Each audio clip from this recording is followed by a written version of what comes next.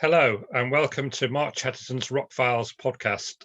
Today, I would like to welcome onto today's show one of Britain's most underrated and yet one of Britain's most talented female singers, Claire Hamill. Thank you for that lovely introduction. When she first appeared on the music scene in the early 70s, she was seen by some as the British equivalent of Joni Mitchell. In fact, it is 50 years ago this year since her first album, One House Left Standing, came out. Since then, Claire has released another 12 albums and has also collaborated with the likes of the Kinks, Steve Howe of Yes, Wishbone Ash, and John and Vangelis. She has recently brought out a book called The Making of Over Dark Apples, which is all about her latest album and how the songs came to be written. So it just remains for me to say, welcome to the show, Claire. Thank you very much, Mark. It's lovely to be here. Yeah, right. Thanks for doing this. We're going to go right back to your early days when you were born in or lived in Port Clarence near Middlesbrough in the northeast of England, and you were from a large working class family. Could you say how you got into music in the first place and what were your musical influences back then? My grandma really was the center of the family, and she played the piano, and my mum, my aunties, my uncles. I mean, back in the day, not many people had record players, but they did have a piano, and everybody would gather around the piano at parties. My grandma would play and everybody sang, and they all sang in harmony. So I learned how to harmonize as a child, really, listening to my mum and my aunties and my grandma all singing. And it was wonderful. It was a fantastic education in music. But of course, my grandma saw it as just enjoyable. And when I got my record contract, she said to me, "Sure, when are you going to get a proper job?" Because she was Irish. Yeah. "You can't be singing now. That's just for the fairies, And I was kind of going, no, it's actually a job. We called her Mother. She was called Mother. Right. Yeah. It's a proper job, Mother. I'm going to London to make a record. So yeah, I learned in my family at family parties. And then what happened was one of my cousins that lived nearby had a guitar, but it was in the days when women were very much second-class citizens. And I said, "Oh, can I borrow your guitar? I really want to play it." And he went, "No, you can't. You're a girl. You can't play my guitar." So what happened was I met my old headmistress from my primary school, and she lent me a guitar, and I borrowed it for 6 weeks and just taught myself some shapes, to make chords without even a chord book, just on the top strings, the top 4 strings.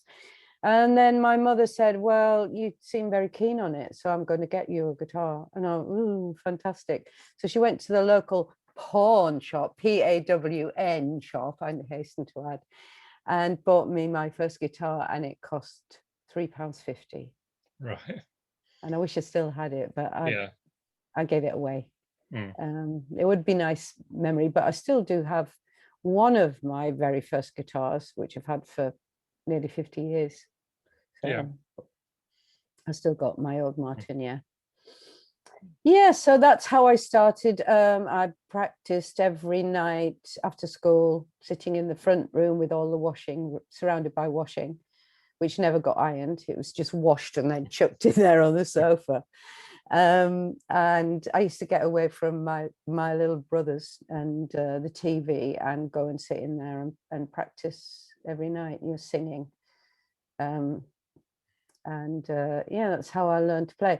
I mean, I do tease people when I say, well, considering I've been playing the guitar for over 50 years, I should really be better than I am. But I'm no Laurie Wisefield, that's for sure, or Andy Powell. No, I just wanted to write the songs and, mess about on it, really, and just use it to accompany myself. So what sort of people were you listening to back then? The Beatles, for sure. Anything that was on top of the pops. After my dad left, before my dad left, really, because what had happened was we went to live in a little village called Staithes, and we opened a coffee bar and a shop. But Staithes was a tiny little fishing village north of Whitby, and it only got visitors in the summer. So in the winter, nobody made it, was closed completely. And my parents had to make money in the summer to live on in the winter. So it wasn't really a successful business. And so my dad went back into the Navy. He'd been in the Merchant Navy, went back into the Navy and went to, to make some money, and then went to Canada. And his older brother was living in Canada at the time, and he fell in love with Canada. And then we were all going to emigrate to Canada at some stage. But what actually happened was that my mother went out to Canada prior to us going there, and she found out that my dad was having an affair. So she went, right, we're not going to Canada. We're staying in England. And I don't think actually she wanted to leave her family and her mother. Yeah. We were all very close. And so I didn't have anything more than just a TV to listen to, really, for music. But my mother was very good because she'd been a shorthand typist.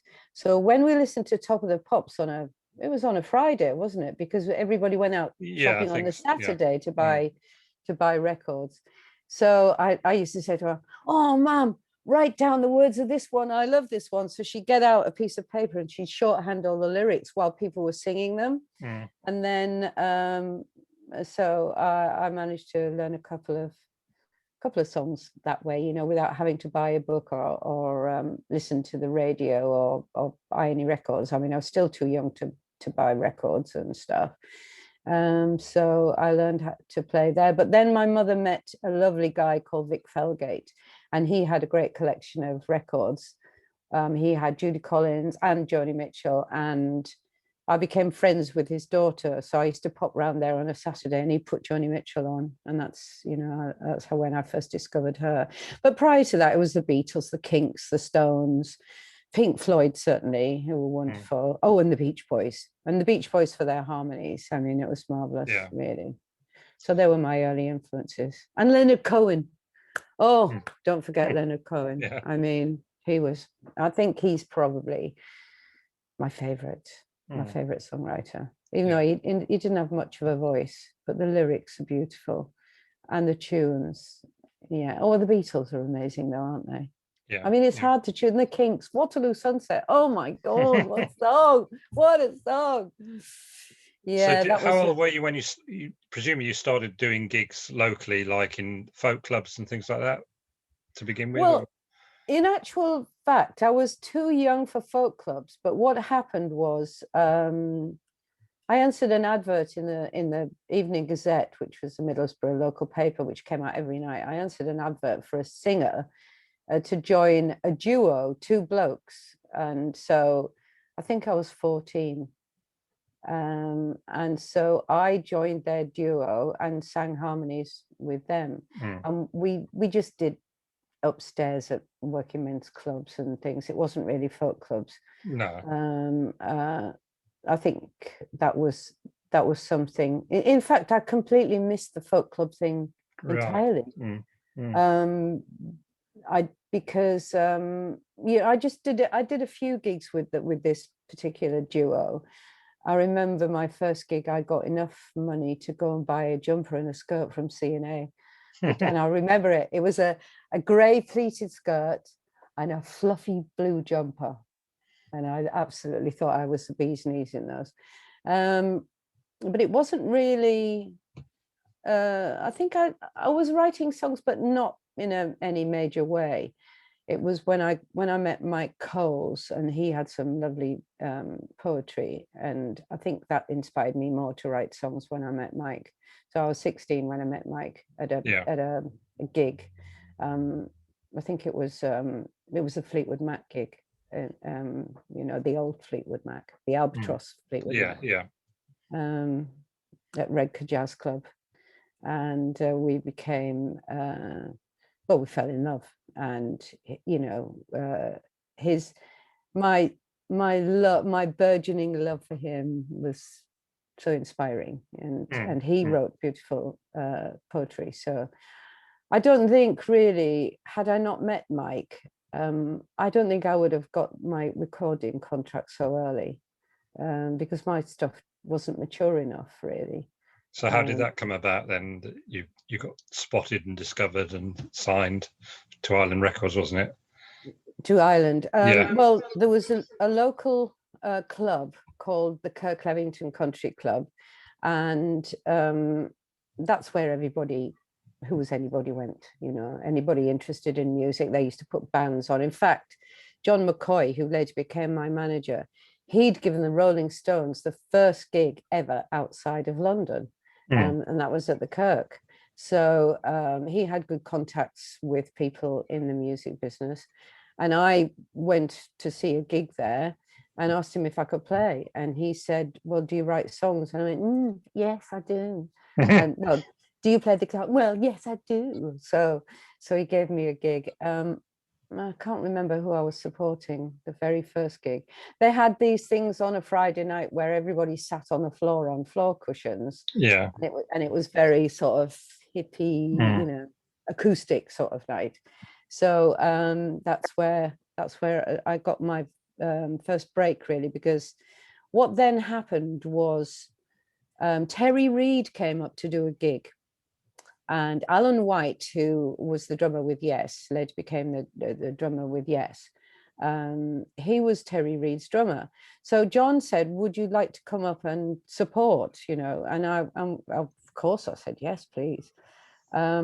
And at that gig, Alan White said to John, she's really good. Why don't, I'm going to tell my manager, who was a guy called Tony Dimitriadis, to come up and see her. And so Tony made the journey. And yes, I think the thing was that there weren't that many girls writing songs and playing guitar in those days.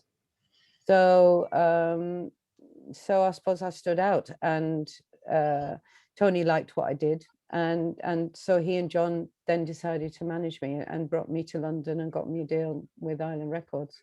I mean, I first went to Warner Brothers, but they turned me down, saying, "No, you're too young. You don't have any experience," which I didn't have a lot of experience. No. But you were still at school, weren't you, at this time as well? Yeah, I was. So still you just had to leave school and go down to the sticks and try and make it. Yeah, I couldn't wait, of course, you know, because school's hard. Doing all that homework. What was I studying? I was doing A-level English and drama, and I think art, probably. Yeah, I was doing soft subjects, because really what I wanted to do was go to the Guildhall School of Music and Drama. Yeah, I remember you saying about that. Yeah, I'd always wanted to be an actor. You have to call them actors now. I'd always wanted to be an actress. I was stage struck when I was very young, when my dad was in Amdram, and my very first stage experience was he got me a part in a little Victorian melodrama. Yeah. And that was my first review in the Evening Gazette. Pantaloon clad little Nell, played by Josephine Hamill. I think I had that cutting somewhere for a very long time, but I'm not sure I still have it. But that was, I became stage struck, and also very inspired by Judi Dench, who I'd seen on TV, and Syrian McKellen. And I thought that art form was incredible as a way of making people feel. So that had been my intention, to go to the Guildhall School of Music and Drama, and I was studying an entrance exam that would, had I passed it, I would have got a place there. But I got a record contract, so I just went, do you know what? I think I'm going to take it. And that was it. And then it was the beginning of a very exciting journey. Yeah. So 50 years ago, your first album came out, as we said. What was the feeling of that coming out? And, you know, do you think, cool, I've made it, sort of thing? Wow. Well, I'm sure anybody listening to this will remember the very first time they heard their own voice coming back at them through some speakers. Because when you're singing, you're hearing your voice inside your head. Yeah. But when it's recorded and it's coming back at you, it's a revelation. So it was really something. And of course I recorded it in Studio One at Basing Street, where all of the major bands were recording, you know, my favorite bands. Free, that was my favorite band, and they were actually recording there, you know, even at the same sort of time I was. Couldn't wait to tell my pals at school, because we all loved Free. Yeah. Oh my goodness me, it was just incredible. I think, you know, it was like a fairy tale, really. Yeah, so you did 2 albums with Ireland, and at this time I think you actually toured not just around Britain but also Europe and USA. So it was quite a whirlwind time for you, I suppose, really. It was really a whirlwind time. Yeah, there's no doubt about it. And I don't think being thrust into that level of sort of excitement is necessarily a good thing for a young person, No, to be honest. It's very hard to hold on to reality. I, of course, came from a very strong, loving, working class background. But even so, I was the eldest child, you know. I mean, my brothers and sisters were younger than me. And so I didn't have necessarily anybody older than me to put me down, like an older brother might have done, and said, oh, you think you're so hoity-toity, you know, so clever. In fact, I think my younger brothers and sisters were completely amazed, you know. So, yeah, it does turn your head somewhat. I remember once John McCoy telling me that I was getting too big for my boots and I ought to, you know, cool it a bit. People at the record label had noticed that I was getting a bit beyond myself. But I'm jolly glad to have survived it, you know. That's the thing. I'm still doing what I love. Yeah. Because you actually had 2 appearances on the Old Grey Whistle Test as well, didn't you? I did. That was quite amazing as well, really. Yeah, it was amazing. I think the thing was that I generally would have only expected one appearance, which was the first one when the first album came out. But Michael Appleton took a shine to me. He thought, oh, she's so cute. And, you know, I mean, with my northern sort of amiability and everything. So what happened when the second appearance came up, which is the only one that exists now? The original film is lost. I think they used to re-record them or something. I'm not quite sure. But that was a fluke. I think somebody had dropped out, and at the last minute I got a phone call and they said, Claire, you know, I think that also it was easy because I was just me and a guitar. And I was there in London, accessible, off you go, Claire, you know. Oh, we've got a phone call at 2:00, they're recording at 5 or whatever. And so I stepped into somebody else's shoes, and I can't for the life of me remember who it was that dropped out, couldn't make it. Maybe it was a plane that was late. You know what I mean? Somebody from America that just didn't get there in time. I wasn't going to arrive because I missed the plane. I know I missed a plane flying to America, and you know, later, I think when I was promoting October, my second album, that lots of interviews have been set up in New York by a very nice young man on my behalf. And because I was living in Teesside, I had to fly from Teesside to Heathrow and from Heathrow to New York. And I missed my Teesside connection. So that was the end of that. Everything was blown out of the water. I did still fly to America because I was going to be doing some gigs there. But unfortunately, I missed a lot of the promo. But, you know, I was so flaky back in those days. I think it's so nice to get older and be punctual. Do you know what I mean? I've noticed now that I'm a lot more punctual than I used to be. But I am still flaky, obviously, as we know. So I am still forgetful. After Ireland, you signed with Ray Davies' Conk Records label and did two more albums, Stage Door Johnnies and Abracadabra. How did that come about then? My manager Tony was in talks with Ray Davies. I think the word on the street was Tony wanted to manage Ray Davies. Ray Davies, like a lot of successful rock stars, wanted his own record label, or the Kinks wanted their own record label. I think they'd built a studio and now they wanted a label to go with it. So they started Conk Records, and I was their first signing. And then the second signing was Cafe Society with Tom Robinson. Tom Robinson, yeah. So they got some funding from ABC Records. The managing director of ABC Records was in London. I met him. He, he thought I was great, and so he went, yeah, well, here's some money. We'll take her on board and get her over to America to promote Stage Door Johnny's in good time when that happened. So I went back to America for that tour as well, which was great. America's amazing. It's an amazing country. Anybody listening that hasn't been has gone, oh, I hate Americans. Go to America. I mean, the policemen you've got to stay away from, but Americans are just so nice. They're just so hospitable, and they love the Brits as well. So get yourself over there. When we're allowed to, travel. Yeah, that's right. Yeah. Yeah. And you actually recorded a live album with the Kinks, didn't you, in 1974 at the Hippodrome in Golders Green? I did, yes, I did. And it was very funny because I'll never forget when my eldest daughter was 12, she went shopping and she was into the Kinks at the time. She came back with a Kinks record. She said, Mom, you're on this record. I can't believe you're on it. And I went, oh, yes, so I am. I've forgotten about that. And she was absolutely blown away, because you're never impressed by your own mother, are you? Until that moment, that was worth doing just to impress my daughter. No, the Kinks were great, and Ray Davies is a wonderful guy, definitely. Wonderful songwriter. Yeah, lovely band. So, yeah, I mean, I enjoyed those days, but it was tricky because I wanted to have my own band, and really there wasn't the money to afford one. And I kept pushing for it. And I wasn't really having any hits.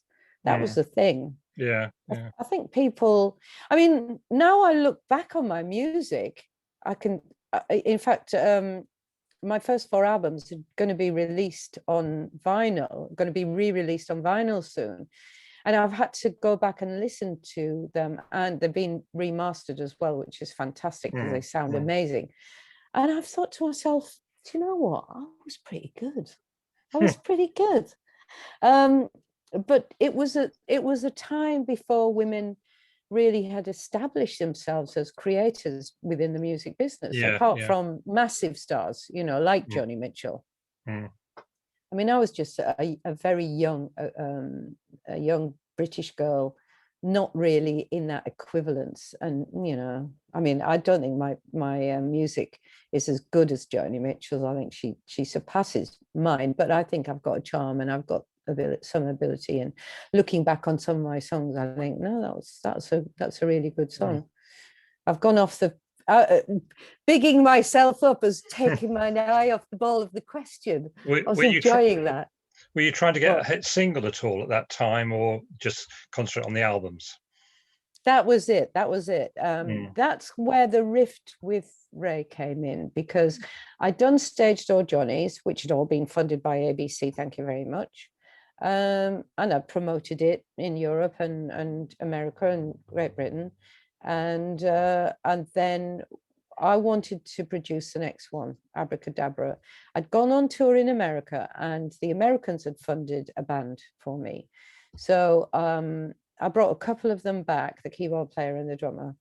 And I went into the studio to make my 4th album, Abracadabra. But I was so full of myself by then, because I'd had a band. And the weird thing was, there was this moment I'll never forget. I was so self-absorbed up until that point that the band were playing. I'd rehearsed them, everything. The band are playing. I never heard them. I wasn't listening to them. I was only listening to myself, until one night the drummer came to me and he said, Claire, he said, have you noticed that the bass player's drunk every night on stage? And I went, he's not, is he? And he went, yeah, he said, you listen to him tonight. So I listened for the first time to the band, and it was like a revelation. And yes, he was right. The poor man was so nervous. There's a lot of a lot of musicians get nervous and they drink or they want a joint or something before they go on stage, and it's each to their own. Having said that, I don't, well, I don't drink at all before I go on stage.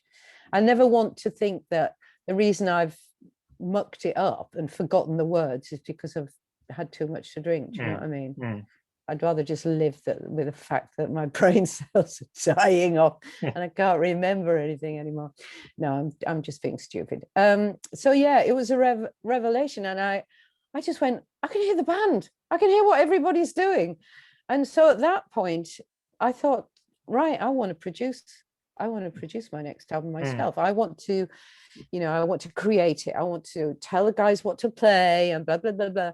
And within reason, because you don't really tell a musician what to play. You play them the song and they interpret it the way they want to do it. You can guide them and say, well, I love that bit there, but can the feel needs to be a bit more samba or whatever it is. I mean, you can have a little chat with musicians, but generally speaking, musicians create their own sound and they create their own music within the parameters you give them. But yeah, that was something. And I had the sound engineer Phil McDonald. There was this classic moment where Phil Palmer, who's Ray Davies' nephew, played guitar, and a wonderful guitarist. And there was this song called Rory that I'd written for Alan White's girlfriend, my best friend at the time. And no, I wasn't gay, and I'm not gay. But when I was on tour, it's a good story. Mark, I'm telling you all my stories. I should be saving them for my autobiography. Yeah, because you're right. What am I doing? Well, I did start one, and it was involved because, of course, now it's 50 years in the music business. But I really only wrote it up to the time when I got married and had children, and so it was the early days, really. But there was nothing about the music, which, as you know, is why I did the Over Dark Apples album, the songbook, because I wanted to talk about the songs. And I think the format works. What do you think? Yeah. Oh, yeah. We'll come on to that in a minute. Yeah. Oh, right. Okay. Yeah. And so, yeah, I produced that album. But Phil McDonald said, Claire, you can't just introduce the guitar halfway through the song, which is what I did in Rory's all piano and acoustic guitar. And then there's an electric guitar solo that happens halfway through. He said, you can't do that, Claire. It's just too weird. And I went, that's what I want to do. So that's what we will do. So of course he was right, and I should have listened to him, because it does sound a little bit weird now. But I mean, it's just good memories, isn't it? When you look back at all your silly mistakes, are good memories, really, at the end of the day. Yeah. So moving on, yes.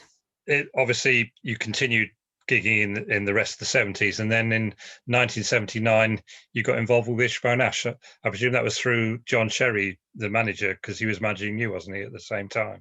Well, what had happened was John McCoy had stayed in the north. There was a moment where I had to decide which manager I needed, because I couldn't afford two. I just wasn't making enough money, so nobody was making any money out of me. So they both went, Claire, you've got to decide. And at the time, I was living in London, Tony was living in London, and John was in the north. And even though John had discovered me, and I loved them both equally, I chose Tony because he was there on the ground. And so, but then what happened was Tony discovered Tom Petty.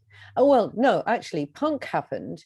And then everybody that had been around prior to the punk phenomenon were all going, oh, what's happening? We're all old wave now. We're out of, we're boring old farts or whatever. And lots of people going to America to tour and keep their careers going over there.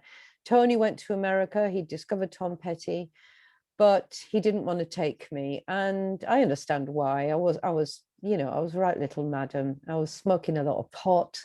I wasn't really very together. And so he left and said, you go and see John Sherry, he will help you.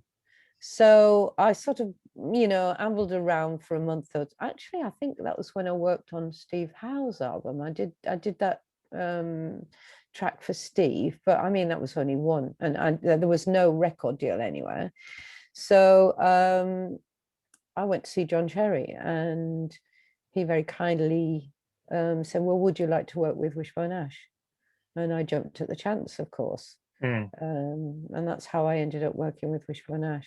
Oh, I just watched the Shepherd's Bush Empire thing. It popped up on my YouTube feed last night. Oh yeah, the 25th anniversary one, was it? No, I think it was Well, the 30th. That was 30th. it. Yeah, because that's when the book came out, wasn't it? Yeah, that's right. Yeah, that's right. Yeah. So, yes. So with Wishbone Ash, you got involved with Just Testing, the first album in 1979, and you co-wrote Living Proof with Laurie Wisefield, which has become one of most fans, one of their favourite tracks. It's certainly mine. So, yeah. Oh, Laurie, thank you so much for that. That was so lucky because, yes, it's kept me alive with the Wishbone Ash fans. They do love the song, and I love it too. I think it's a combination of, I think the intro is absolutely fabulous because it really builds the tension, and then you've got this lovely counterpoint thing going on. And it's got a good chorus, and bless that song, because it's always nice to be remembered and to have felt that you've contributed something, And then you did the next album, Number the Brave, as well. You did a few tracks on that, and by then Martin Turner had left the band and John Wetton had come in. Did you do much work in the studio with him in the lineup there? I don't think I sing on Number the Brave. I think I toured. You just toured. I toured Number the Brave. Right. Okay. Yes. I toured it. Yeah. In fact, I approached them and said, "Look, would you like me to tour with you on Number the Brave?" Knowing that I could also sing Living Proof and various other backing vocals that I had, things that I had sung on Just Testing. Yeah. And your own song, Danny, Don't Go to Ireland, as well, didn't you? Oh, well, that was a controversial song. Yeah. Gosh. Blimey. Yeah, that was a controversial song. That's the song that ruined my relationship with them, really. Yeah. I think the story, don't you? They didn't really want you to keep singing it when they went to America or something. No, they didn't. Yeah. And I was newly married, and crying down the phone, "Oh, they've dropped my solo. It's the only solo I've got, and I've dropped it." And the next thing I know, my ex-husband, Nick, husband at the time, is on a plane. "I'm coming over." I don't go, "Oh, all right then." So he turns up in the hotel in New York, says, "I'm going for a word with Steve Upton." So he went off to see Steve Upton. Apparently there was a fight. The next thing I know, he's back in the room saying, "Pack your bags, we're leaving." I'm going, "This is the start of an American tour, you're kidding." And he went, No, you're not doing it anymore. Blah, blah, blah, blah, blah, blah, blah. So, that was the end of it. And I didn't actually, I didn't see the band for 15 years after that, because I left them in the lurch. To my shame. Just such a wuss. I should have stood up to Nick and said, "No, I can't, the show must go on. I can't leave them in the lurch." But newly married, what husband wants their newly married wife to go off round America, with a rock band? So I mean, I can understand where he was coming from, and plus, I was probably laying it on a bit thick, But after that, you brought out another album, Touch Paper, in 1984, and you had Gary Newman on that, which is quite a different development. Was that a deliberate move on your part then? Well, Yes, in many ways it was, because I knew Gary not very well. I don't think anybody knew Gary very well, because he was a very sort of reclusive sort of person, very shy. Yeah. But he was such a massive star that I was really chuffed when he agreed to play on it. You know, I mean, the thing is that when you're trying to get noticed, you try and involve as many people as possible to help you out. You Yeah. know, and Touch Paper is a really good album. It's my middle daughter Susanna's favorite album. She loves Touch Paper. Yeah, because people call it your electronic album, don't they? Yeah. Because of him Yes. being on there. But there was also Oh, yeah, Chris that's Squire true. and Laurie Wisefield playing as well, I think. Yeah. Yeah. Yeah. So quite an unusual mixture, really. Yeah. Yeah. Yeah. Yeah. Alan White on drums. And Alan Actually, White on I drums. don't think it's Chris Squire. I think in All my right. head, I might have told you that it was Oh, Chris yeah. So Squire. it's not necessarily him. I don't know, No. because I later said to Chris, he said, you know, you claim I played on your album. He said, I don't think I did, you know. All right. But to be honest, I haven't got a copy lying Yeah, you'll around have to look either, so I'll sometime. have Yeah. to Yeah. Google it. Yeah. Chris, yeah, dear Chris Squire. I used to be absolutely, he's so tall. Yeah. I was terrified of him. Well, not terrified really, but he was kind of, you know, he wasn't jolly hockey sticks. He was quite a serious person. Yeah. Yeah. And of course, they were so massively successful. Oh, yeah. And he was so massively tall that I kind of, you know, I was very respectful around Chris. But he was a dear soul. Yeah. And then 2 years later, your so-called new age album Voices came out. That was pretty revolutionary, wasn't it? Because you did it all yourself, and hence the title Voices. Yeah. A lot of multi-track stuff there. Yeah. It was completely revolutionary. I think there'd been what was it, the Robin of Sherwood people? Yeah, Clanad. You know, and Clanad. Yeah. Clanad had done an album that was very sort of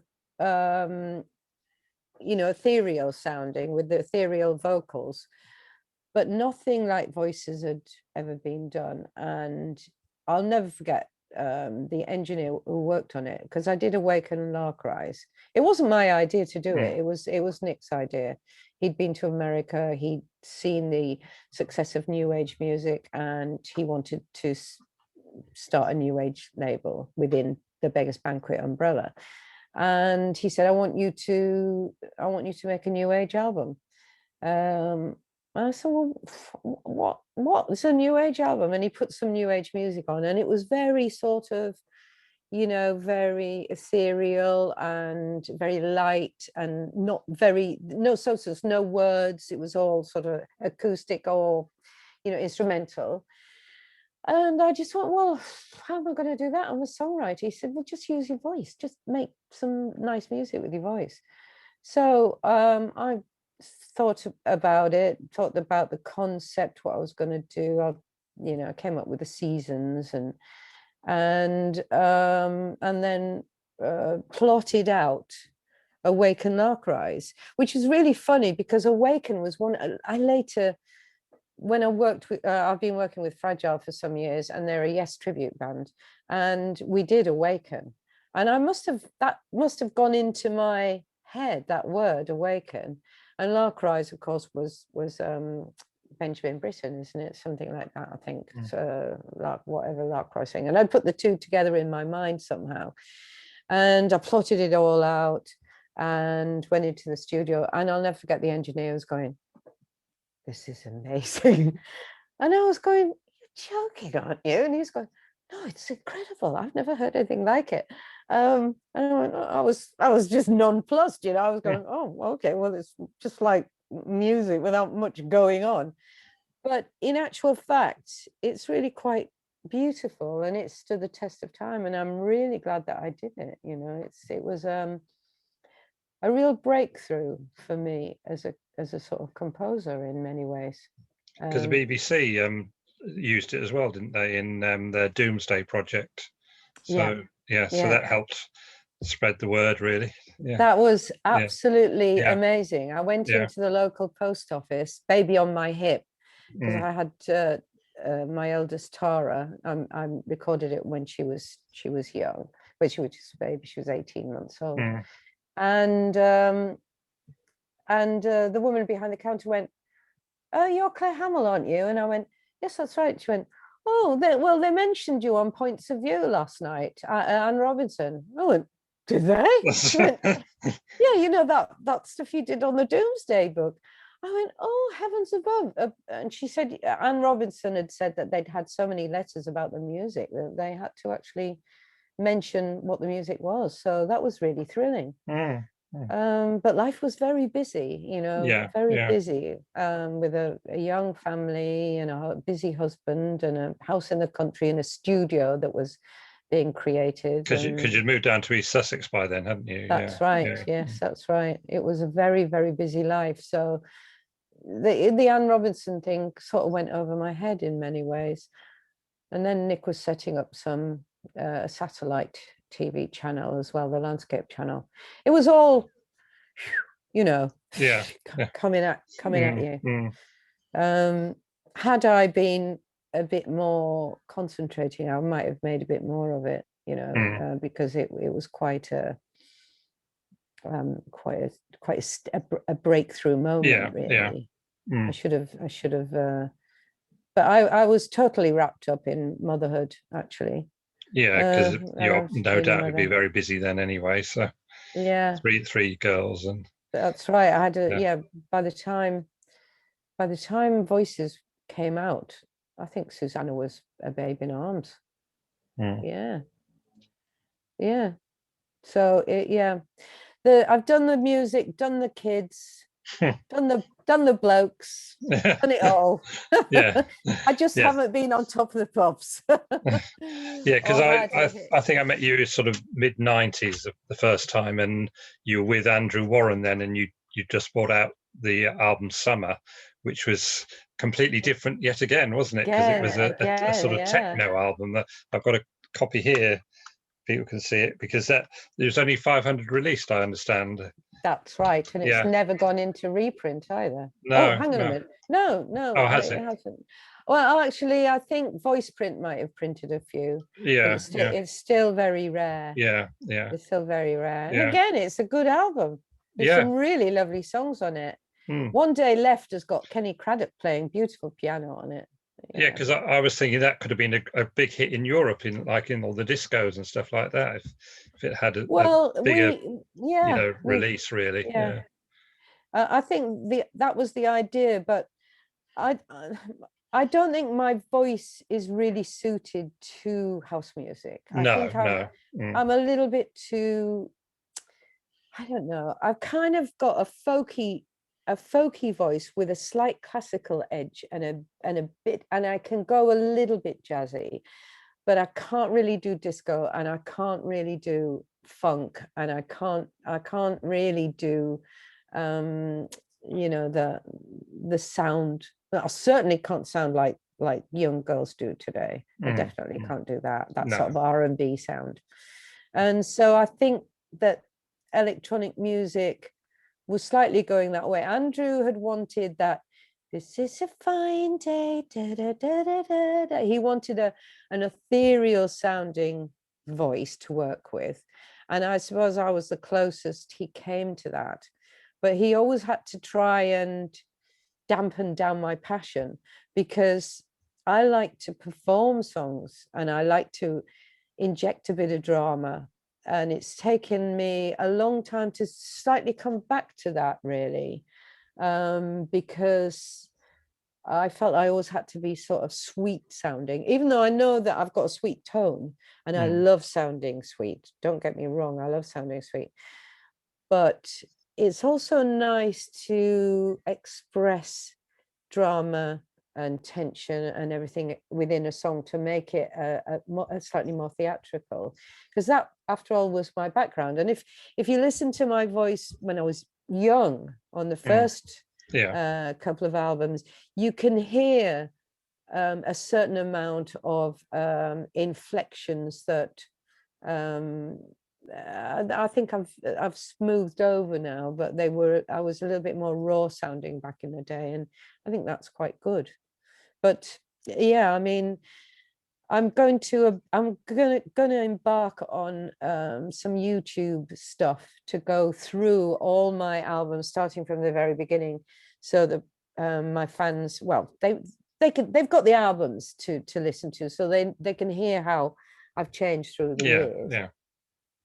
And but anybody coming to me new, not that there are very many of those, but it might be interesting for them to hear in a short space of time how the craft of songwriting has changed.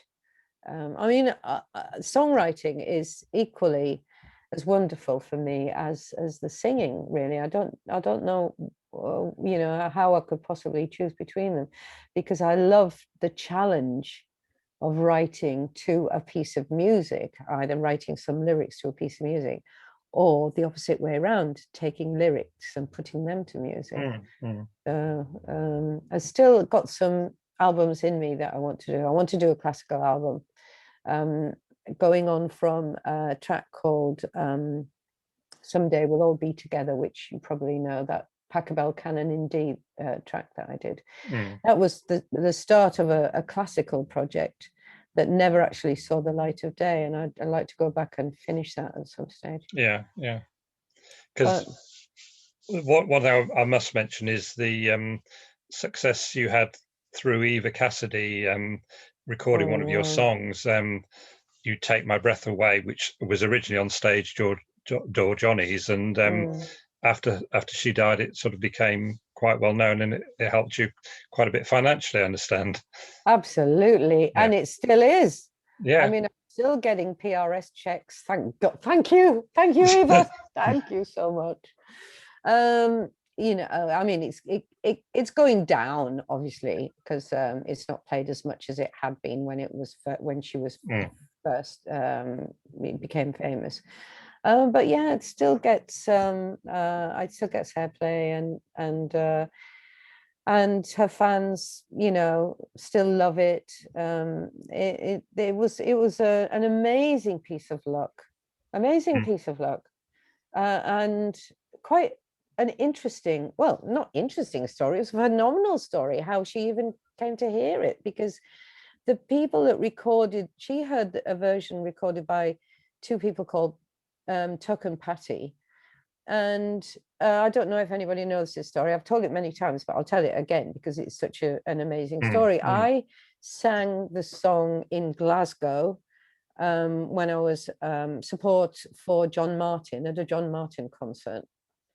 And two people came up after the show, said, please, can we learn your song? It's so beautiful. So I sat in the bar and wrote the lyrics and showed them the chords. And of course, they had a recording to listen to. So they went away, and I later found out, because this particular woman got in touch with me and said, did you ever know, I wonder how Eva Cassidy got your version? And I did. She was coming back. They emigrated to Australia, and she was coming back. She said, let's meet up, I'll tell you. They'd emigrated to Australia, and they were living next door to an ashram. And they used to go and have sing-songs there, play the guitar, And a chap on the ashram learned the song, changed the lyrics slightly to make it to soften it slightly. And then took the song to an ashram in India where Tuck and Patty were visiting from California. They heard the song, loved it, went back to California, recorded it, and Eva Cassidy heard their version. So it'd gone all the way from Glasgow to Australia to India to California. Amazing, before the internet. So it was phenomenal, and it was the most wonderful moment to hear Eva Cassidy, who's definitely one of my favorite female singers. She's just exquisite.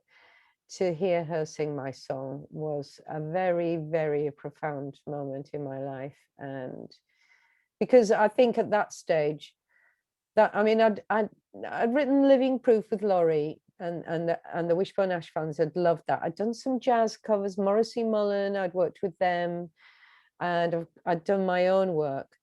but I'd never had somebody of that caliber doing one of my songs. And when that happened, I just went, right, I'm a songwriter now.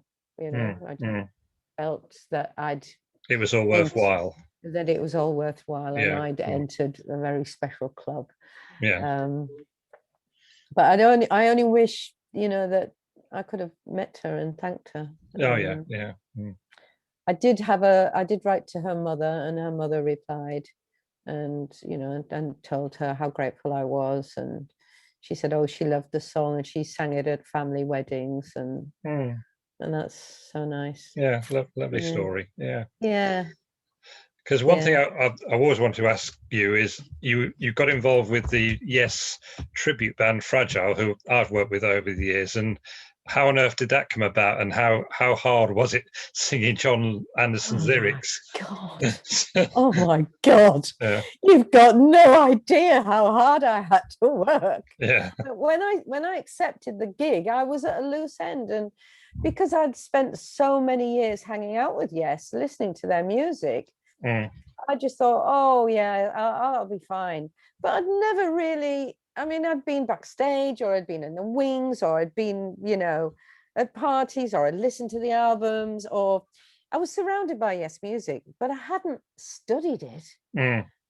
But when I had to sing it, I had to study it, and all those time changes and the crazy lyrics that you know, whenever there was a gig coming up, I had to practice every day for for a whole week, which I never used to have to do. You know, because if I'm playing my songs, I know them, and I might just do a couple of hours practice before a gig. But not with this. It was terrifying because all of the fans would be in the front row mouthing all the words at me, and I would go, oh my goodness, they know the words and I don't. It's so embarrassing. But you know, there was certain the amazing thing about Yes music is the feeling that you get when you've performed it, because John has got this incredible love. He's got a very spiritual side of his nature, and it comes out in the songs, and so they're very uplifting.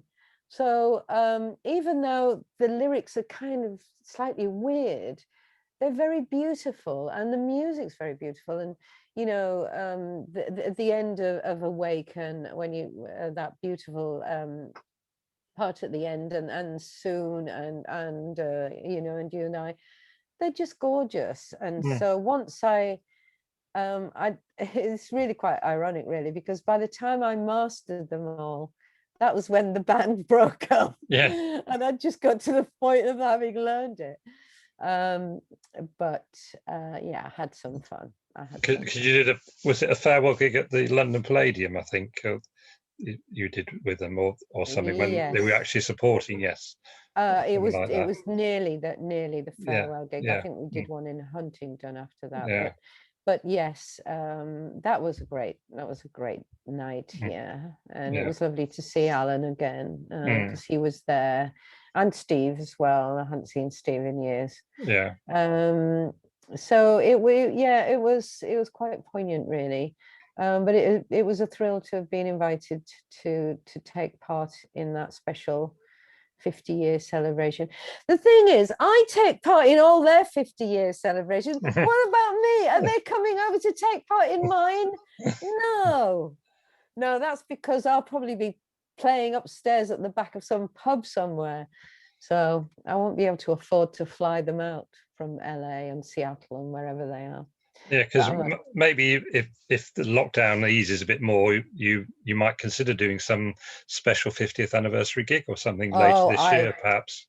I definitely am. I definitely am. I'm going to try and plan something. I've got a friend in Frome, my lovely Denise, and she. Well, in fact, I'm going to be getting in touch with all my fans, my diehards, in the next few months, planning where they live, and you know, and just playing in a pub nearby. Just as, I mean, I feel like I can carry on working, and I intend to carry on working for about the next 4 years. But I'm 66 now, and I'd always said when I'm 70, I think maybe I'll retire, you know, but Mm. you can't really retire if you sing. No, It's the so singers just enjoyable. go on and on, don't they? Really? They do. Look at Yeah, George Melly, yeah. being pushed on stage in a wheelchair. Bless him. Mm. So no, I won't be that desperate. But I think the thing is that you do naturally slow down as you get older. You just Mm. don't have the vim and vigor. And but I do definitely want to do one last tour. And this year would be the year, well, this year and next year, Yeah. maybe doing something in America next year, because it Mm. was next year it'll be 50 years since I first sang in America. Yeah. Mm. Oh, but you never know, do Mm. you? We'll see what life has in store. Okay, Yeah. one final discussion, just to mention your book that you brought out, which is quite interesting, that you actually brought a whole book all about an album and about how you wrote it, and you got all the song lyrics and you got all the music in there, which is quite interesting as well. So what was the idea to do that in the first place then? Well, as I mentioned earlier, I'd started writing an autobiography, which had finished around 1987, maybe when Voices came out. But then I would have missed out all the bits about Andrew, all the bits about Eva Cassidy, the bits about Fragile, what I'm doing now. Oh, and I must mention that I am working on the second Fragile album at the moment. We brought out an album of originals last year, and I'm busy writing and recording the second one at the moment. But I thought to myself, it's a proper girls' book, because it was all about my lovers, all about, you know, things that had happened to me. And not that there were many lovers. I don't, you know, for me, I'm really making myself sound more interesting than I am. But I noticed when blokes write a book about their careers, it's more about the work, and it's less about the life. And there's nothing about the girls and the women in their lives, and they inspire you. Because I remember reading Martin Turner's book, I'm going, well, where's the bit about the girls? And you know, stuff like that. So I thought, I'm missing out on the work. I haven't included the work, and that's the bit that the fans love me for. They love me for the music, not, you know, for the life. So I just thought, I really need to write about the music. And I came up with this idea of writing about the songs themselves, where I was. So it's almost autobiographical in as much as when I'm writing, where I was when I wrote the song, what my life was like then. Yeah, sure. And the inspiration behind the song. And then the music of the song, and also a collection of nice photos that I thought illustrated the songs nicely. Yeah, very, very well illustrated, certainly. Yeah. I had a lot of help with that, with my friends Jill and Gav Bell. They helped me with the photos, and also some friends contributed photos as well. But I was really pleased with it in the end. I wanted it to be high quality. And yeah, I think it's so then I thought, well, what I'll do is I'll go back to the beginning, and I'll do a One House Left Standing songbook, and write about my early years, and, you know, what I was doing and coming into the music business. I don't know yet whether it's going to end up that concept. It might end up being you know, like a couple of albums in one songbook. Yeah, sure. Yeah. Maybe like the Island years, the Kinks years, the Beggars Banquet years, and the Mercatoria years, or whatever, something like that. So I might amalgamate. But I think that you know, I was thrilled. Apart from my stupid spelling mistakes that I hadn't corrected, when Jill sent, "Will you have a look at the files?" And by then I'd read them, I'd written them, I'd seen them, and you know, and I went, oh no, I don't. It wasn't until it was actually in a book form that I went, oh, I really should have checked that one. But no, I'm very pleased with the product. Have you still got copies left, or is it sold out? I've got 10. I think I've 10. got 10 copies left. if Right. anybody's watching. Yeah. So if anyone wants them, you can get them from your website, clairehammill.co.uk. Yes. So yes. yeah. Yeah. Right. Well, that brings us to the end, really. I mean, there's lots more we could have talked about, but I think we've gone through quite a lot. Sort of 50 years in the music business, which is quite an achievement and to be congratulated on. And thank you for your time and all the stories and everything. And I'm sure we look forward to the next book and maybe a few more albums as well. So well, I will. I'm going to be after I finish Friday. I've got to get all my vocals done by the end of the month. Yeah. And then I'm going to start on my new CD. During lockdown, I've been writing, and I'm really pleased with my work. And so Max and I in Fragile have got a deal. You know, I'm writing for him, and he's going to be playing for me, and it's all going to work out brilliantly. All right. I'll be getting down to a new album soon. Yeah. But thanks, Mark. Right. Well, thank you ever so much, Claire. That's lovely. Thanks. Okay. Bye.